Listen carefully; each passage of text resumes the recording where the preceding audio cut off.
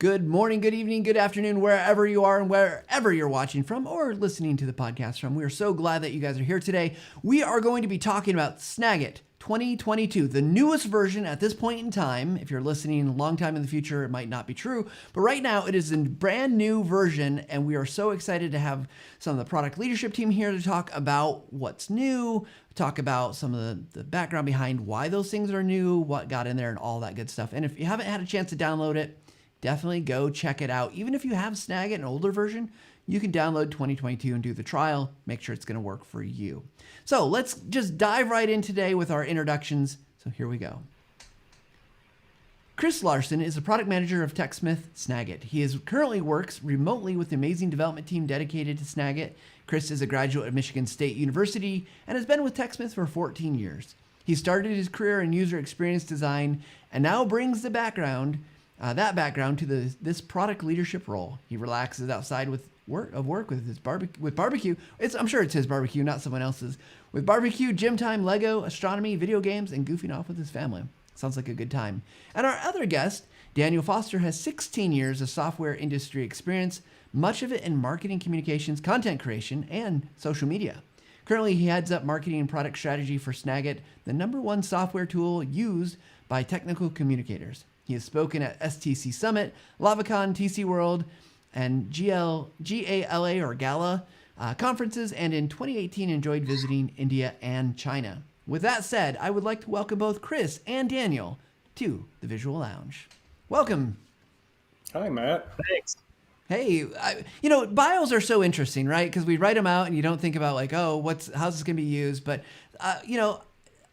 let's just start here. What's something that each of you would want our audience to know about you that's not said in a bio? Is anything important we should know as we go through today's interview? Chris, we'll start with you. Sure. Yeah. That wasn't in the bio. I feel like I put way too much into that. So I loved it. Way too. Yeah, exactly.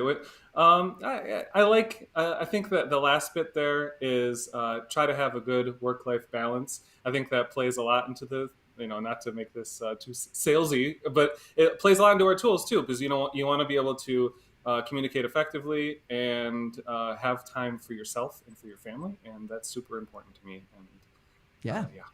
Awesome. What about you, Daniel? I would say we are all figuring this out as we go, right? And so how to work remotely and what is it like to kind of have that balance that Chris talked about. I've gotten into disc golf a little bit more lately. So I started playing years ago before it was cool, I promise you. And now it's just exploded, but it's really fun to see way more people out on the course. I bring new people, I bring my family out. It's been super fun. So. And I started playing after it became cool, apparently, because I just started over the pandemic or whatever. So, because I have a little course near me, and that's fun. Disc golf is it's a nice excuse to get outside.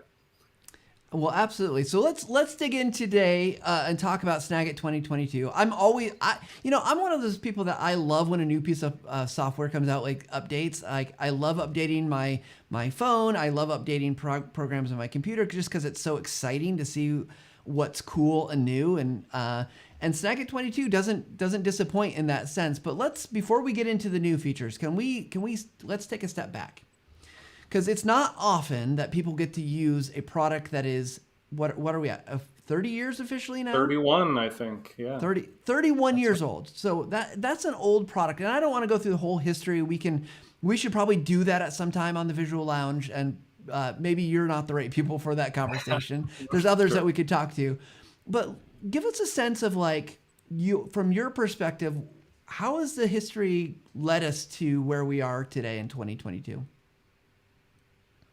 Sure. Yeah. So I think we started off with modest beginnings with just visual captures and things like that. And again, that's going to be the whole history there. There's a rich history that we weren't all around for all of it. But as we started working more with the product, you had an image primarily, and we've seen just an explosion of people using Snagit and other tools like Zoom. Right now, streaming with a product with live video streaming and stuff like that. So I feel like that's been a huge shift over the course of the lifespan of this product. And Snagit had it pretty early. But we're starting to really make that a better experience, make it quick for people to capture and get what they want to say out immediately. It's that quick sharing mechanism for Snagit that we're trying to keep, but also bring it to these new ways of communicating. Yeah. Anything you'd want to add, Daniel? Yeah, I think there's an interesting theme of Snagit starting its strongest adoption in sort of niche areas of like these real heavy content creators, folks that are doing like documentation and stuff like that, which is fantastic. And they're still absolutely core to our user groups, our customer base. But I also think that now some of those behaviors and that visual form of communication that used to be a little nerdy, a little nichey, it's just permeated more and more of our everyday. And sort of we're getting more comfortable with using a marked up screenshot or a video, like Chris said, or an animated GIF, creating our own GIFs, right? And just using that in our everyday communication back and forth. I think a lot about how making a video used to be an event. There's like, I'm going to sit down and make a video, and like, we don't think that way anymore. I mean, we don't think that way when it comes to our phone, for sure. No, certainly. And we're starting to change that. Yeah, sorry. Everybody is a creator now, right? Like it wasn't, like you said, that's a really good point, that it was a lot, locked down to a specific role. And even in the workplace, it's not, it's not just that one person that's maybe creating. It's everybody needs to be able to do that now in order to, just communicate effectively. Yeah, it seems like, I mean, the pandemic has done nothing but speed this up, right? Like, because it used to be like, oh, I don't want to be on camera, and I don't want to be on video, and now everyone had to go on some form of video, and so it makes sense. Daniel, when we were talking previously to get ready for today, you had mentioned that what you were working on when you started at TechSmith, and you've been at TechSmith, all three of us. I mean, we've got a lot of years collectively at TechSmith. Will you share a little bit about your kind of where you started working with us with TechSmith and Snagit? Sure. Yeah. Actually, Matt was my boss for a minute, like when I was in marketing. So on the social media stuff. So yeah, when I first started, I was writing marketing content, and like whenever we'd have a new big announcement, I was the one writing all the copy for the scripts for the videos and, the web ads. At the time, we did a lot of like flashy banner ads and stuff. But yeah, one of the new features was the library. And it was a really interesting transition because Snagit went from this kind of ephemeral, like you capture something and you get a chance to mark it up and then it's gone, or it goes into some other document. And it was this big transition to, you capture things and you can go on capturing them. You may or may not do something with it right away. But whether you do or not, you can always come back and do something with it later. And then if you just like, I've actually talked to a lot of customers who've had this experience where they're like, I actually used Snagit for a while, maybe months or years, and I didn't actually realize that there was this whole cool library of stuff that it was holding on to for me. And then this minute arrived when I was like, oh, I wish I had. And you're like, oh, I do have it. And be able to, re-edit that and have a project file and all of that. So yeah, that was a really big kind of event in the marketplace, I think, and in the life of Snagit, where it went from a little bit more of this like just on the fly tool to a little bit of a project tool where you could kind of save that and come back to it later and continue to iterate. Yeah, it's been fun to see that, right? Because I remember when I started at TechSmith, it was very different looking product. I mean, Snagit 9 changed kind of the whole system. But so as we think about library, that was an introduction. Gosh, was that in Snagit 9 that yeah, I'm then? Pretty sure 9, yeah. But that leads us to one of the new features in Snagit 2022, which is Cloud Library. Chris, will you tell us a little bit about, like I say the word Cloud Library, and I don't know if that means the same thing to everybody. Just could you describe it for us? Yeah, and it's definitely one of the challenges with this release is kind of what Daniel was mentioning too, is that we still have people that don't necessarily understand, that there is a library, which is totally understandable.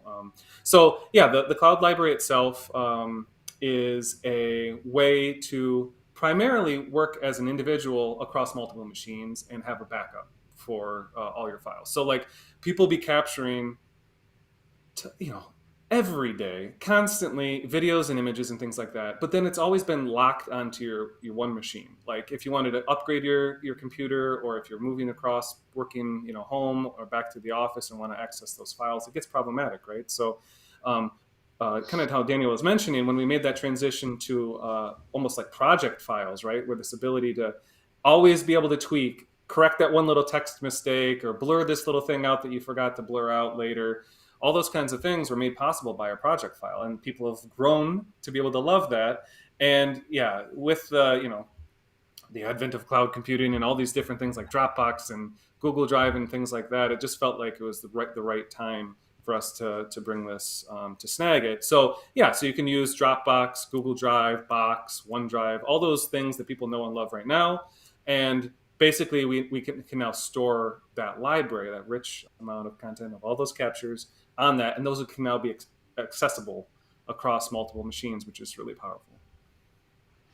Yeah, to me it's incredible. Like I just turned it on today because I've had Snagit 22 for a little bit, so it's not like I just installed today. But it was like, it was just like, and it works really well. Like it's almost like anticlimactic in a way because it's like, well, it's my library, but now it's like it's off my machine, and I don't know how many gigs I freed up on my machine, which I've been having some storage issues because I have a lot of video, lots of things. So I'm like, oh.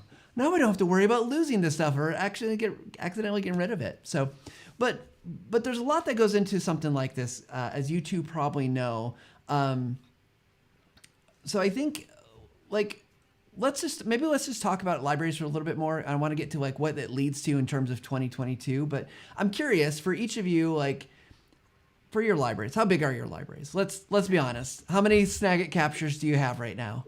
Yeah, so that's a really tricky question because like we talk about this a lot on the development side of the house, where we don't feel like we get to be true users of the product all the time because we're constantly using development versions and switching things up and like we're running the buggy builds so that you don't have to, and Yep. I'll get my library blown away at times. So currently, I think I'm sitting at like 1,800 captures or something like that. But I've taken many more over the lifetime of this, and I'm proud that I get to be the one that hits all these issues as opposed to everybody else out there in the world. So, yeah. So I think that's about where I'm at right now. In terms of like video to image, I find myself, again, doing way more video lately. So in terms of like file sizes, those are going to be obviously a bit larger than straight up image captures. But yeah, I definitely, that's shifted over time as well. Yeah. How about you, Daniel? So I moved over to the Mac in, I think it was like 2014. So that's because we didn't have a shared file format, I had to lose all my captures from Windows back then. So on the Mac, I've got like 9,300 or something like that since that date. And I do try really hard to keep all of them. I am in real life also. My wife will tell you this. I save things. I save all the things.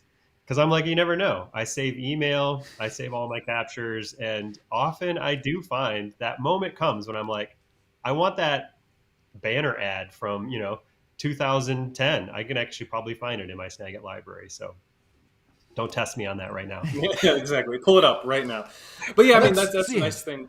That's a nice thing too about the library is that like it is searchable, and we have the ability to store all that metadata, like the application that you may have captured, the website that you may have captured, the time and date, and being able to search on that and be able to bring that up is pretty powerful, which wouldn't be necessarily possible if it was just like your operating system or something like that. Yeah. Just a giant bunch of files is not useful at all, right? It's really all about how quickly can you get your hands on that thing you need later. Mm-hmm. Yeah, and I definitely I take advantage of that because there's oftentimes things, and I don't have that many captures, but I'm probably blown things away here and there. And I also have been trying to delete a lot, again, to free up file space in my computer so it can, update properly. But it's been really interesting as I go through it and look back. It's a really nice, one, time machine, but two, it's so much easier to find things in the library than like even I'm on a Mac as well through Finder. Finder, I find things that's like, gosh, where is that image? And I'm not really good about naming my Snagits. Like it's just like whatever the date was and it's random. So having all those options is really great. Daniel, you had mentioned that there's, when you transferred over to a Mac, you had to blow everything away because the files from Windows didn't go to Mac. So that's something else that's new this year in this release, 2022, is cross-platform compatibility with what's the proper title? SnagX? Yeah, that's it. Yep. So file formats are always confusing. Like, I think it's one of those things that, like, if you know it, it's fine. But like, SnagX versus whatever, what does it actually mean for us as users of Snagit? So one of the things, I'll just jump in real quick and lay the groundwork. I think, who is this most useful for? I think about the teams that I've talked to, right? And these are often heavy content creators who are like, I actually have to document software on Windows and Mac, both. I'm like constantly going back and forth. And a real pain point since the beginning for that group is that they're different file formats. And so you say a file format is confusing. What's more confusing than one is two, right? So you're like, well, is it a .snag or is it a .snag proj? And that was just rough, and there was literally no way to move the file between those two platforms. We could talk about the whole history of Snagit Mac. I think that might be interesting and when it got introduced, but really that's been the situation before now. So I'll let Chris talk a little bit about how we went about solving that. Sure. Yeah. So I mean, I can go into a lot of details here, but there were definitely challenges of like just picking the like right container, right? So at its base, it's just basically a zip file now with like all the layers in it, with all the information we want, and that's the kind of like how we went like actually executing upon it from a technical side. But as a team, we have had two products for quite some time, and yeah, like you said, it's very confusing to have the two formats. So the main thing was making sure that we had the same level of parity in terms of the tools, right? So of course we needed to figure out, there are a lot that went into like getting the file format and reading those correctly on both sides, but also bringing over the tools like multi-tail callouts on Snagit Mac that Windows users have been really asking for, and we finally had the opportunity now to bring that here. And other things too, like that's just one example, but there are a lot of little small inconsistencies that we kind of brought together here, and it feels so much better to be able to have that message to all the people that use it right now and being like, yes, okay, that tool is going to exist on this platform, and that we've cleaned that up pretty thoroughly. Definitely some small inconsistencies still, because like with every big moving project, there are going to be some small things, but it's been a ride this year, and happy that we finally got it out here in December for you. Well, I think it's one of those things that unless you're on both platforms, you can't. It's hard for me as primarily a Mac user to really appreciate the things that the Windows users didn't have, or you even recognize the thing. I don't have something that's on the Windows side as a Mac user. So, but kudos to you and the team because it's one of those things that inherently frustrating when something doesn't work, right? And you're like, it should work. It's the same company. It's the same product. So I think that's super important. And I know there's lots of little changes that we're not getting into that. If you want to learn more about those changes, go check out the snagit.com. You can learn about some of the different things that are different. But I think, one of the reasons I want to have you on the podcast, we can talk about features all day long, and there's lots of features. I want to talk about the journey a little bit because I think it's important for our customers, as anyone who's listening to this podcast, to hear a little bit about what goes into some of these decisions, right? Because inherently there's a million things, I think, as a team you could all do. And Daniel, probably as your driving strategy, there's probably a million directions you could go that some of them probably are less good than others. And some, there's all these complications, right? Like I'm guessing getting file formats to work across is like, it's a time consuming thing. For what seems like maybe for many people who aren't on both platforms, maybe it's a small deal. Like, oh, wow, who cares? But I'd love to hear, like, take us back a year. We released Snagit 2021. What are some of the things that were talked about or driving us towards the things that got done this year? Any thoughts? One thing I'll say is that we try to take a really iterative approach. So it actually helped. I mean, we acknowledged that it would have been nice to have a shared project file from the beginning, right? But that wasn't how the first team who started working on Snagit Mac started. And so that was the foundation that all of us built on. And what really prevented us in part was just looking at that mountain of work and realizing like that would be the only thing that we would get to work on with our team for how long, right? And so you're having to sacrifice all of these other really great features, functionalities, and capabilities that we wanted to bring. But along the way, we did some really foundational work on things like themes even. So when we introduced themes as a shared theme format on Windows and Mac, we had to solve some of those, or a good number of those kind of cross-platform compatibility issues. And then we introduced templates. And when you have one template file that can be used on Windows and Mac, again, you have to address a number of these things. So that was really great because we could put that extra value out there and help solve these really cool problems, like being able to make a quick one-page guide out of your screenshots. But also that was foundational work to sort of finally tackling this mountain. How do you eat an elephant one bite at a time?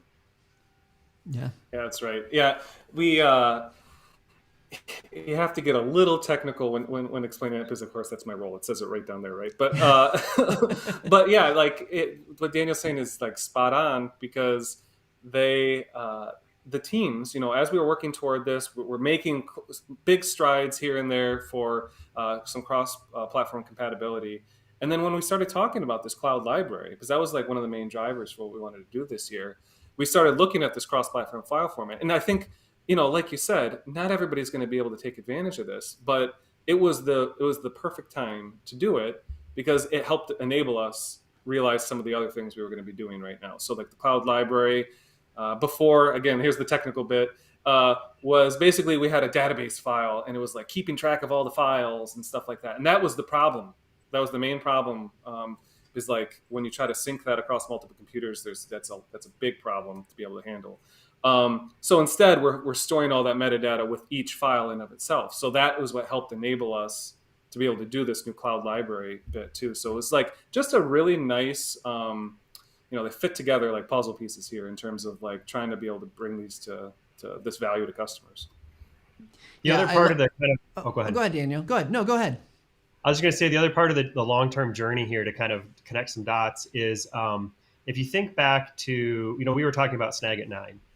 And for all of those years, I once did a little research project, and we released a new major version about every 2.4 years or 26 months or something like that. However it works out, my math's probably bad. But the point is, we would work on things for a couple of years before we kind of put out a major new set of features and functionality. Starting in around, was it 2018, 2017, we went to this more of a cadence of every year. So there's an annual major release. We're just trying to have and that's how software is, right? It's faster releases, more continuity, more of just kind of always moving forward. And so it also felt like the right time to tackle the cloud library, because we're like, the experience we want is that you just keep using Snagit year after year. It keeps getting better. We now have this thing called maintenance, that every new license starts with maintenance, and the acknowledgement there is that's how you get your updates, is you stay on this annual, maintenance subscription. And so just as kind of part of that continuity and that sense of I'm always moving forward, my stuff is moving with me.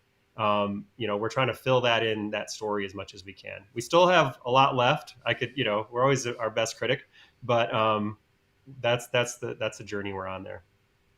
So let me ask you this, because I'm guessing on this journey, you're looking at the problems that you're trying to solve. You're trying to understand the needs, and there's always going to be needs. There's always going to be customers who need something or want something. And again, it's kind of this. It's a buffet of choices, and you got to kind of choose the things that make sense technically, which it sounds like was cloud library was a good time technically now to do it. But what are some of the, and we don't have to get super specific on these questions, but I'm curious, what are the questions that like you're trying to get answers for as you go into a release cycle and start picking the work? Because I know there's so many different things, but like, how does that get weighed out? Because if I've got 20 things and you got a year, you got a development team that inherently limited, and it's the old adage, you can't take a baby and have 9 women make a baby faster. It's one woman takes 9 months, right? Like you can only add so many people to a development team without also causing issues. So I'm curious, what are the questions you typically are looking to answer? And the reason I'm asking this, I want to be just really clear, is I think for those that listen, what information, what feedback can they give that would help the two of you and the team make decisions that will be impactful? Sure. Yeah, I think we use a model for this where we have kind of break up the type of work we're going to do into 3 categories. There's the expected, right? So that's just something that's going to be ever changing as the markets change, right? So like, okay, X product has this, and we don't. So now's the time. It's just something that's expected, or, but then there are also improvements. So that's the second category. And that's things where, okay, we may have delivered something already and we just want to keep iterating on it based on feedback and things of that nature. And then there are the third category, which is delighters, in a sense, where it's just like those things that people didn't know that they needed. And our job is to, you're describing our job, by the way, which is to like categorize all this kind of stuff and figure it out, which is to really understand the needs of the people that are using our product, especially the target markets, which, can shift over time. But, we have a pretty good eye on and beat on what that is right now. And really understanding why. So for the expected and the improvements, we kind of know. What's going on. But a big part of what Daniel's job too is like looking at the larger trends and trying to feed that to us and the development team to try to understand how we can target certain problem areas and stuff like that. But that's like the model in which we look at things, and really understanding the why is super important around when somebody says they have a problem. They say, okay, because I want to do this. And that helps us find patterns to really do those delighters, which can really set the product apart from other things. So yeah, as advice for anybody that wants to give feedback, please give it. Like that's number one. But then two is like, if you can, engage with us in a back and forth around like why you're interested in that specific thing, because we might not build exactly what you want. Because then if we did that for everybody, right, then it would just be, this the Frankenstein's monster at a certain point, right, which is the classic analogy. But yeah, so that's why we try to, distill those into certain problem areas and then really try to target those based on what we think we can do and, the needs of the people. Yeah, makes sense. Yeah, definitely knowing a lot about what is the problem that you're trying to solve in your work, and what are the challenges, and what other tools are you using? What's your whole workflow like? What does accomplishing this task well do for you and your company or your organization, right? Those kinds of things are really helpful because those are all cues for what level of priority to give. Because we have, I don't know, hundreds and hundreds of documented ideas. And it's really is that, what should we work on now? One of the interesting things I'll say is, with like the pandemic and the way that almost all of us, many of us, I should say, had to like suddenly work remotely, especially office kind of knowledge work went almost 100% remote. And then this long, slow process of, finding the new normal and what is that with hybrid work. So that has elevated some things, right? So like we actually shipped picture-in-picture, which is an enhancement to the video capability in Snagit.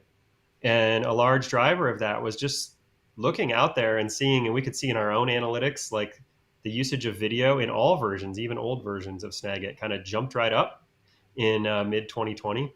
And then realizing that this is sort of now something that people expect to have, right? Because with Zoom and with other tools that we have, we expect that we're going to have our content on the screen and the face, in the corner kind of a thing. So we're like, yep, we need to get that out there because we definitely want to be relevant for people that are using Snagit at work to communicate back and forth in these new hybrid contexts, or even if it's someone who's sitting 2 desks down, we're still doing a lot, often online. So. Yeah.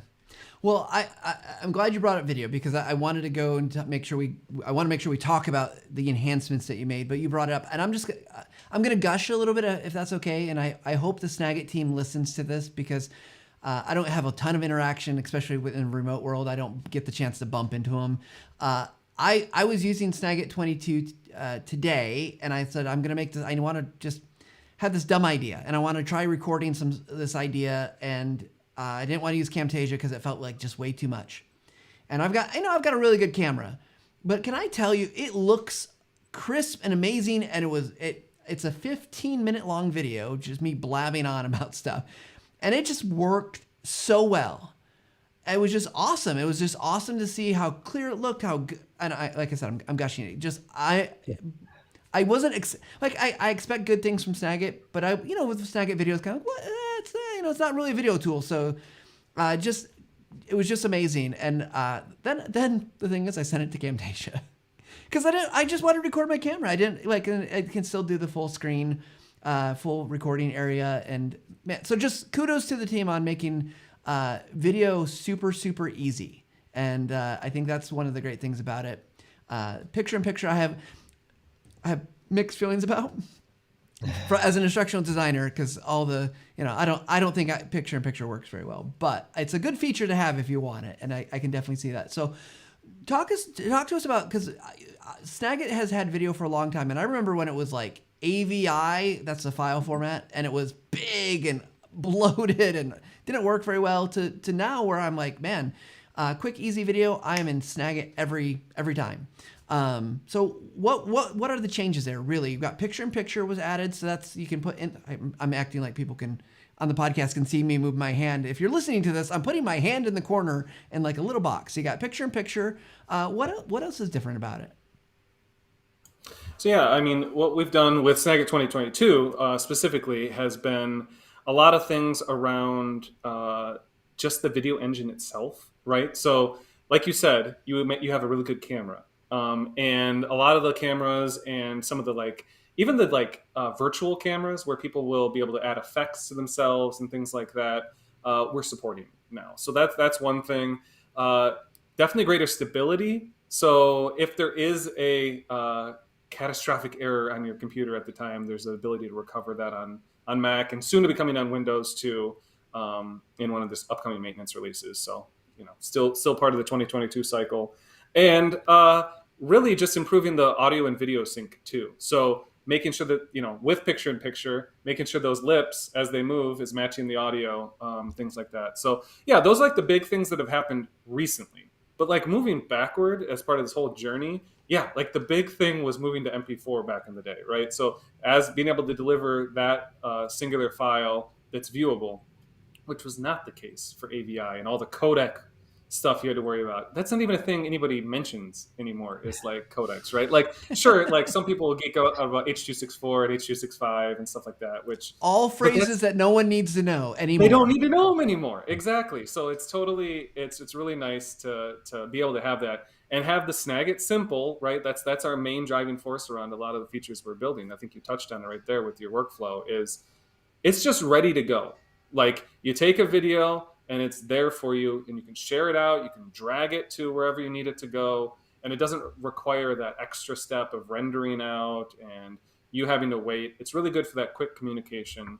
And that's been kind of part of the journey, right? It's been making sure that we bring everything we had with images over to the video side in terms of that workflow, that quick, efficient workflow. The other thing I would note on that is, just as those expectations of quality, I've been transferring a bunch of VHS tapes this is my Christmas present for my mom. I hope she's not watching. I just spoiled it. Old family videos. I bought one of those converters, and I'm converting, digitizing those, and they're all 480, right? 480 pixels tall. And that was great. And so, but as those standards and expectations have evolved, I think we've also tried to keep bumping up sort of what we're doing in Snagit, because we want to have a modest file size, because you want it to be quick to transfer, and you don't want to have these unwieldy files and all of that. But, watching a 480p video, honestly, is not very fun. I think it'll be fun because, it's me when I was little, so that's cool. But so I think that's one thing. And then the other milestone I would point out, well, two, if I can just blather for a second. One is GIF. I mean, we did that a few years ago. If you haven't checked out how to make a GIF in Snagit, it's really fun because you make a video first, and then you can take a section of it or the whole thing. Pretty useful, even for not fun use cases, just hey, I need to show you a bug. Super useful for that because it's so lightweight and easy to share, but also the fun use cases. And then this whole other workflow we built in Snagit 2020, which is an undiscovered gem. So you heard it here first, people. I know it's been in the product for a while. It's called Create Video from Images. And it is a really neat little workflow. We actually just did a whole design kind of research sprint internally to think about how we could expand on ways of combining a video. But let me give you the brief overview. I'm starting with a set of images. Think about like a series of 5 screens going through a software product, right? Do this, then do this, then do this, 5 things. So I have my 5 images. I can add all of the markup. I can redact or remove things. I can point to things using all the tools in Snagit for images. Then I stage them on this little kind of like slide show canvas, right? And then I just click through them and I can talk over and make a video and draw and annotate in real time. So a lot of power there. There's actually tons of kind of undiscovered potential. We're trying to figure out how to make it more discoverable. I think that's a whole other topic we should talk about. But but that is there, and I think so. Having these 2 different ways of creating video is just helps video be more relevant, right? I can fire up my thing and just record a whole screen walking through something live, or I can stage my content in advance as a series of kind of snapshots and then talk through it. That's a really good example of one of those things was like firmly rooted in customer feedback too, right? Because there were, I don't know how many times we've heard it where it's like, okay, I captured a video and people are like, I still have all my drawing tools along the time. I want to use those on my video. And this was one of the big responses to it was one, wanted to be able to do that. But then the other piece of feedback that we had was, I'm not necessarily ready or feel confident in my creation skills around video. I don't want to. So we had people doing multiple takes, which is totally fine. I do that all the time, just by the way. But multiple takes to the point where it gets like they get frustrated. People are getting frustrated, right? So it's like I keep spilling over my words, and the ability for video from images is that you can. It's almost like a presentation. You can just take your capture, lay them out ahead of time, have something all set for you and record that way, as opposed to just having to do it all in one take, which is totally fine for some use cases, some individuals. But both those reasons were some of the backstory around why we did video from image. Well, I'll just say that I find that I will often find myself like I'm going to send an email and I'm taking some screenshots and just, like usually it's around data. Like I'm like, okay, I'm going to just take these screenshots. I start writing. I'm like, this is taking me too long. So that but I don't want to go like record a whole video. So I just take those images that are the key things. No one needs to see me fumble between this data point and this data point. And then I'll just make a video and I'm glad you brought that up, Daniel, because it is a gem and there's so much it's pretty powerful what kind of videos you can make and how you can do that. So with that actually leads me to my next question, which so we've got some hidden gems. We mentioned at the kind of beginning, Snagit is 31 years old. It's firmly rooted in its career. It's probably, I don't know, does Snagit have a family? And I know it's had a marriage proposal at least once. I'm sure, yeah. Maybe plenty more of than hugs once. have come its way. Yeah. Plenty. That is one of the interesting things. And I'll just share this anecdote that when I go out to a lot of events, and not so much obviously in the world we live in now, but I always hear how much people love Snagit. And I've heard many people say, I'm your biggest fan of Snagit because it's so useful and it's something that they use, every single day. It's got some charm to it, unlike Outlook. Sorry, Outlook. I use Outlook every day, but I don't love it. It brings a lot of pain, actually. But what I want to ask is, if we got video from images, what are some of the other hidden gems that maybe people haven't discovered that you'd want people to be aware of? Because there's lots of great things in there.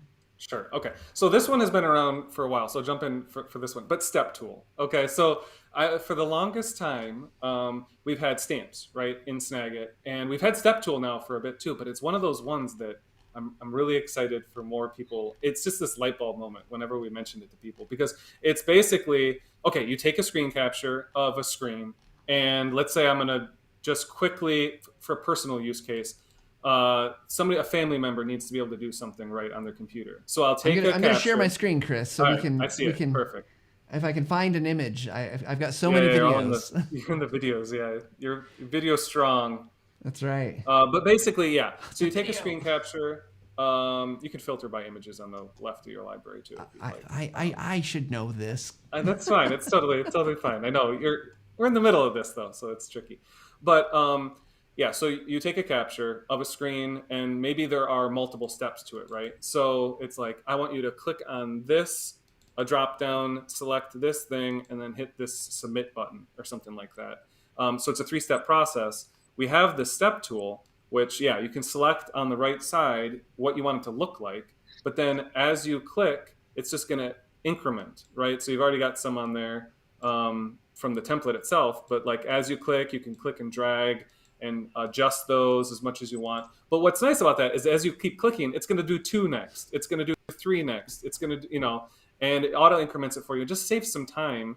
And it's so simple. It's one of those like really simple things, but it brings joy to me whenever I use it, because it's just like, okay, it's that time saver. It's that workflow enhancer. And not many people know about it, because a lot of people are using stamps right now, and they'll be like, okay, select number 1, click it, select number 2, click it. And it's just, it's part of the whole process. It never gets aligned right. It never gets quite the same size. That's right. Yeah, exactly.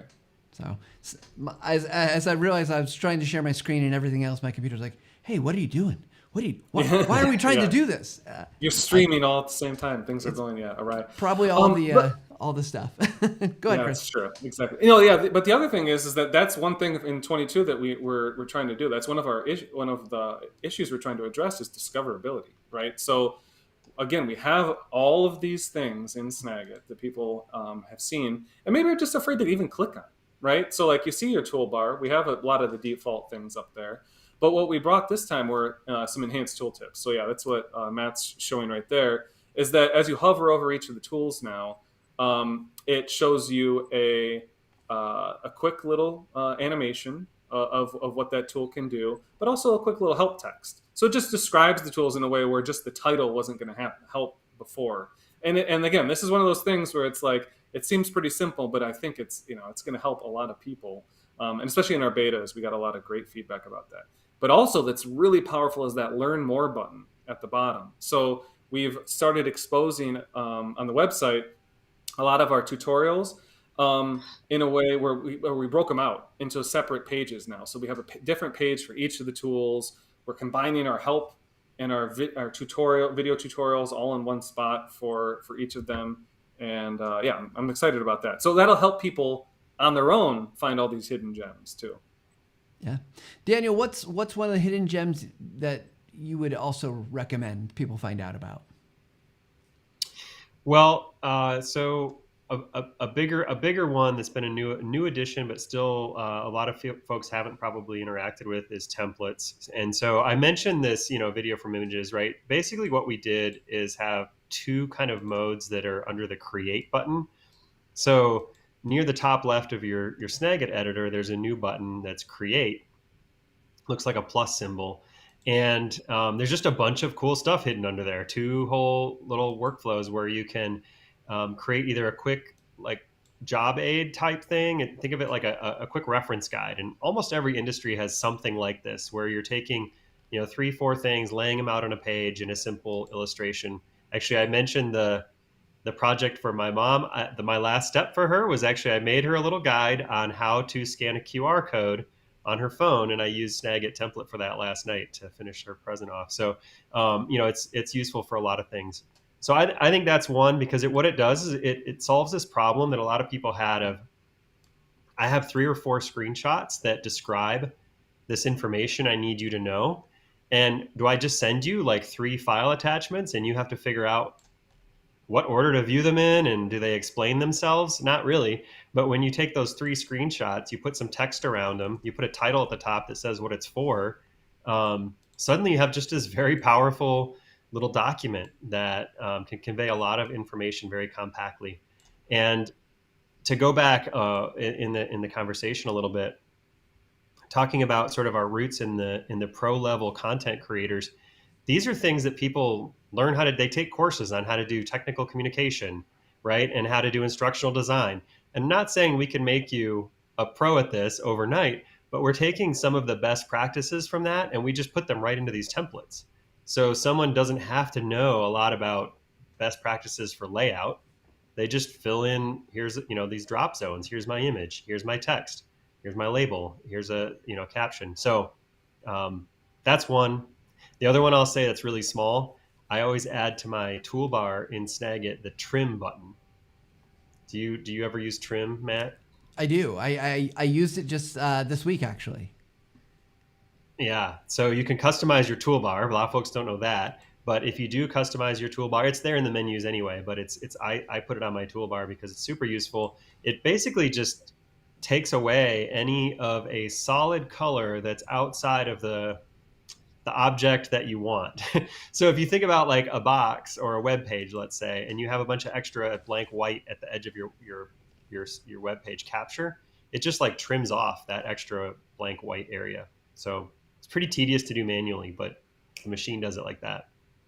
Yeah, super helpful. I'm gonna make a quick plug for Blur because it's oldie but goodie. Like I love having Blur. And the other one, oh man, what was the other one I was gonna point out? But I have another one. I have to talk about Smart Move just for a moment because like this one is hidden. So if you go to the Move tool, you hit the Smart Move button. We don't necessarily have to show all of it. But basically, it'll process your whole image. There's so much behind that little toggle where it will look for text on the screen. It will and break it up into little components so that as you move something off, you can see there it doesn't necessarily work that well on like when there's a bunch of text laid on top of each other like that. But like in a normal screen capture or website or something like that, basically it recognizes everything on the screen, buttons, and just allows you to move them around. It fills the background for you. It just like kind of feels magical. So it's a lot of fun. Yeah. It is magical. It's it is. The difference between magic and science is, I can't remember, there's a quote about that, right? But it's kind of what code is, right? Like it feels magical because I don't understand all the stuff, but now I can not select one individual thing, but you can, if I want to move the button or whatever. And I'm doing a terrible job demoing this. Yeah, that's guys, okay. Yeah, maybe I did not prep all the things to make it look really good. Well, we are getting close to time. There's a couple comments that have come through. Everyone's been commenting on our scarves, which is Chris. I don't know if you were the mastermind behind the scarf idea or not, but I like all good ideas. I don't remember exactly. Somebody did it, and somebody did it. But we talked as a group, and we're like, this sounds good. It's like a team mentality a little bit, but also like celebrating and kind of thank with everybody at the company about this release. So it's and just in time for, well, I guess it's a little warm right now, but it'll get cold soon, I imagine. And they're very nice and comfortable. Yeah, in Michigan, when we're recording this, the weather is unseasonably warm, 60 degrees in December. So Right. But a scarf, that's why I'm a t-shirt and a scarf. It is getting a little toasty. Well, I want to, first of all, before we move into our speed round, I want to thank you both for taking time. I know we can demo stuff all day long, but if you want to see product, we've got tons of tutorials, Chris, as you mentioned. We've got webinars that happen will be on YouTube. There's lots of places to go and get in depth on like how to use the new features, what all the features are. But I really love hearing what goes into this because I know that we have some of the most passionate, most amazing, smart people at TechSmith. And I think it's important to be able to have a context around why we're doing what we're doing and what all the work is going in. So first of all, thank you to our Snagit development team. You guys and gals rock. Just make awesome products that people love. And, and of course, thanks to everybody who uses it because we are so grateful for our fans. But it's one of those products where, it's got such a following where, there are people that have used it longer than some of the people working on it. And obviously vice versa as more people get on it. So it's awesome to hear feedback from people, especially when they're like, I've been using it for 12 years. I've been using it for 15 years. That's just so uncommon in the software industry that it's really special. Can I just say one of my favorites when someone's like, I've been using it for such a long time. I've been using it for like 6 years. I'm like, it's a 30-year-old product. I was like, exactly. I guess I'm not that long. So, Chris, Daniel, we like to end the show with some fast, kind of furious questions. So let's go ahead and jump into our speed round.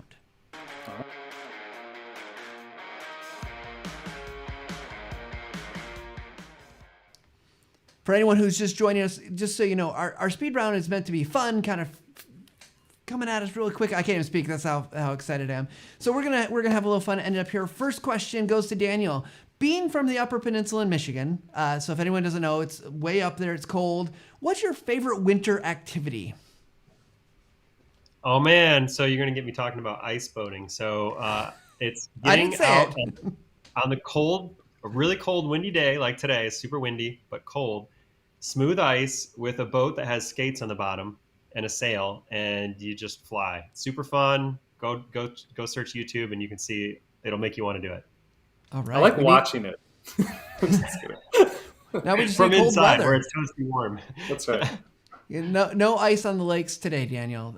So Chris, in your bio, I read a bunch of fun things you like to do. What's the biggest hobby, fun activity that you get to do, whether with your family, without your family? What's your kind of nerdy pleasure? Sure. Yeah. I mean, Lego's the nerdiest thing, I think, recently. It's not that nerdy, actually. But it's just I geek out about it, I guess, is the more thing. Because, I bought both the Advent calendars, the Avengers one and the Star Wars one that I have in the, there. And the kids get up every morning and want to do it before school, basically, and do the little Advent calendar for that. And I'm probably more excited than them at times. But most of them are groggy in the morning.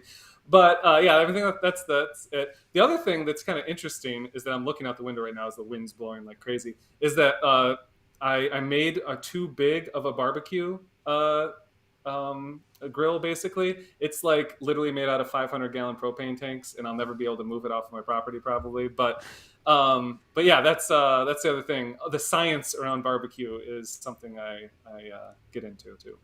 So what I'm hearing is Chris is inviting us all over for barbecue at his place when it's appropriately not when windy. it's appropriate. Exactly. I like that he conveniently left out that he built an International Space Station out of Lego once. So I did do that. Yeah, that's a convergence of my other two passions, which is understanding the cosmos, and then also I built that was before I think Lego has a set now. Which is right there. Of course, it's within reach. But then, I built, I think it was 5,000 pieces was the International Space Station one that I made. Was it scaled appropriately? Because I just learned yesterday the International Space Station is as big as a football field. It is, yes, with the solar panels and all that. It is scaled appropriately. In fact, I made a video of every module as it was put on as part of the assembly process, basically. Fantastic. Yep. Well, we're getting away from speed round though, because we're just digging into nerdy hobbies. Too deep. Yeah. So next question. This is going to be. We'll ask both of you. You can decide who gets to go first. Where do you turn for inspiration? So in your work, in your life, what are the sources of inspiration for you? I like novels. I would say, specifically science fiction at times, because first of all, they're fun, but also for inspiration, honestly. Putting yourself in somebody else's shoes is really important, right? So gaining empathy, and it doesn't get any more interesting as when there's a literal alien race that they're trying to write about. So those are the fun ones that I like to get into, because it really stretches your mind, as opposed to I guess that's what it would be like to be that kind of creature that has a hive mind or something like that. And I don't know, it really, there isn't a direct parallel to work, obviously, but it definitely helps you stretch your mind in ways that can be useful in other. Well, look at Star Trek. How many ideas have come out of Star Trek that were fictional and now are realized in some way or form? So, What about you, Daniel? Inspiration. I'm a podcast fan. So a number of years ago, I just started populating, my feed with stuff, and I love listening to economics podcasts, like Freakonomics and Planet Money. I found one interestingly on churn. One of my coworkers suggested it because subscription model software churn. And then I have random things in there like BirdNote. If you've never listened to BirdNote, I used to catch it all the time on NPR when I lived on the West Coast. It's just it introduces you to a bird or a bird call or something about birds every day, and it's 2 minutes long. It's great. Good to remember that there's stuff beyond the screen, out there. Well, I mean, some people actually are so nerdy they'll listen to podcasts about people making software about video and images. So, we're grateful that there's so many different types of podcasts and grateful for people that listen to them. Okay, last question. If you've watched the show in the last 6 months as we've been doing speed round, always the hardest question. And you each get a shot at it. So what's a question you want to ask me? Maybe nothing. And that's fair too. No, I don't care. Literally, I don't know if I was late on lunch, but I'm like, what is Matt eating tonight? Because I am hungry for some reason right now. Yeah. Okay. So what am I eating for dinner tonight? Has not been decided. Okay. However, I'll tell you that I'm very excited. My son is coming home from college this week, and he lived in Mexico for 7 months and learned, not while he was there, but when he came home, he learned how to cook. So I'm excited that he's coming home. Maybe we'll get some carnitas and some El Pastor cooking, maybe some pozole soup. So he's